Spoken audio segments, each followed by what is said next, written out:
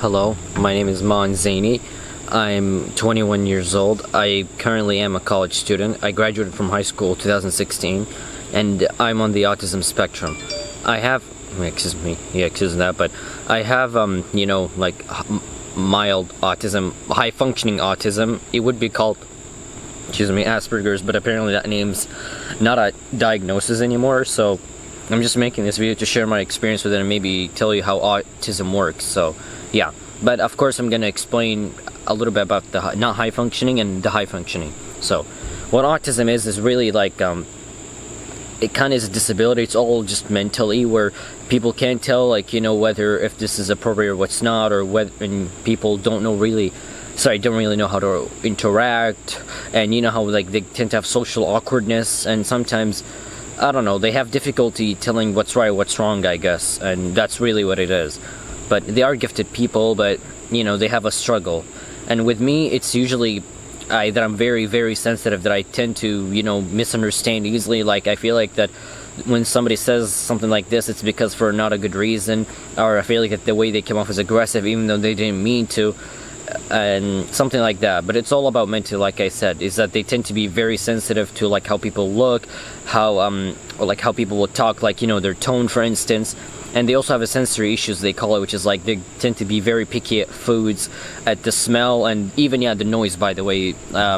With me, it doesn't really bother me. It scares me, but there are people that the really not really loud noise bothers them so much, is that they have to wear headphones, like kind of noise canceling, if just so that they don't hear, because it kind of makes them more worried and whatever. So, but yeah, that's just kind of what autism is. It all has to do with how people think, and it's not really a disability physically, it's just about mentally, even for people that are high functional. High functional means that you can still drive and be independent, but I guess that you would probably have kind of anxiety and be a bit impatient, and that you kind of have this feeling that you don't know what's gonna happen, and you're worried to do it because you don't want to make people uncomfortable, and we don't want to you don't want to cause any sort of action that would create a problem or misunderstanding. For me, it's been always about misunderstandings. It's the problem recently, the past at least 2 years, has been mostly with females, unfortunately. With males, that's another thing, but yeah, just with autism, it makes you feel like that you're very sensitive and you can get sad easily or whatever. When I was in elementary school, I used to cry a lot or easily. I feel like that if somebody were to tease me, I don't like it. Again, it's all about being very sensitive, whether to tone or to the food, but it's all about how they look or how people's tones are. And yeah, so it's just, that's how it was for me. I tend to get really sad easily or cry, or sometimes, oh yeah, and I was gonna forget to mention, sometimes they understand things literal. Sometimes if somebody says, oh, I'm seeing someone, it's a relationship term, and they might think, oh, okay, are you actually literally seeing someone? So yeah, or it's kind of okay, don't do a video about private things, but they do it tell other people through voice notes. It's kind of like that. It's all just also about understanding it literal, and it's just that they're very sensitive and they tend to, I guess, misunderstand. They can't read social cues. Yeah, that's what I'm trying to say. They can't read social cues. Sometimes it's also a bit hard through messaging and not just through in person, which is in person is better, and sometimes also with me, my struggle, I guess, depends how close I am with these people. If it's my first time meeting, I don't do that, but the eye contact, it's something I kind of was teased a lot about before, hey, why aren't you looking at me? It's kind of sometimes in elementary school, when I talk to the principal, for instance, even when I'm sitting down in his office. But so that's just what it is, it all has to do with that you don't feel that comfortable looking at them. You get worried that they're gonna look scary. It's also it depends on their eye color too, by the way, which has been an issue for me, even when I was 13, because with this teacher that I had a problem with. And it's just how they talk, their tone, and how they look. For instance, and you always feel I guess that it's kind of you made them uncomfortable, or that you don't like why they're like that, and you kind of feel judgmental and so on. A lot of times it can make you act like it's not your fault, or you just don't want to admit what you did wrong, even though you are inside but not outside, that you don't want to do it at least. And I guess there's kind of OCD. It's kind of I rather sleep at 5 instead of 4:59.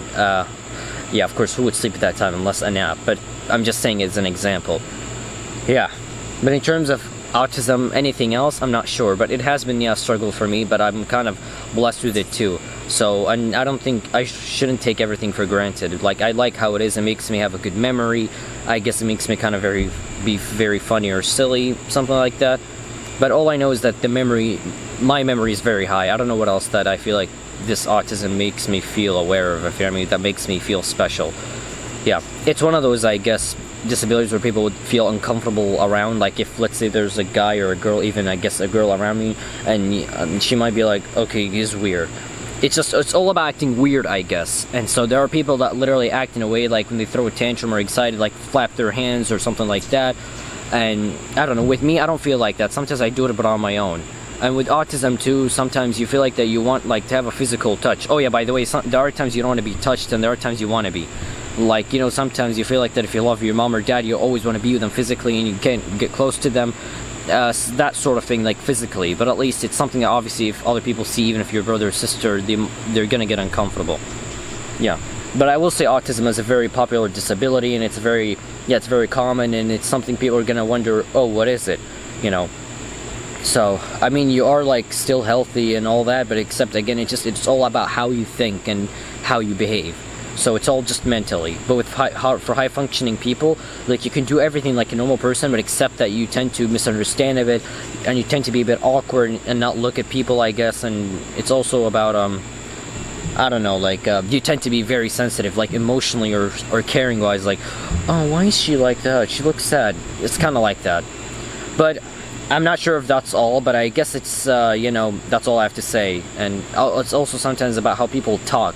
Like, sometimes they repeat words, or, you know, that's kind of an issue of mine. If, you know, because I have a YouTube channel, if you go watch it, a lot of people kind of tend to be judgmental, like, oh, why do you keep saying that, like, or something like that. But, you know, I understand why people tend to be like that, you know, because they tend to be impatient, they find the person's weird, and they just be judgmental. But, you know, the internet can be, and even the comment section. Yeah. But yeah, so I guess this is just my experience with autism.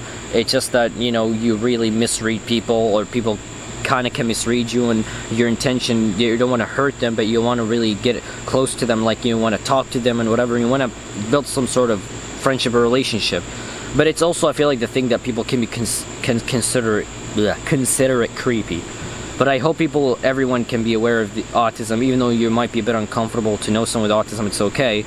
It's like, you know, disability or race, anything like that, and religion.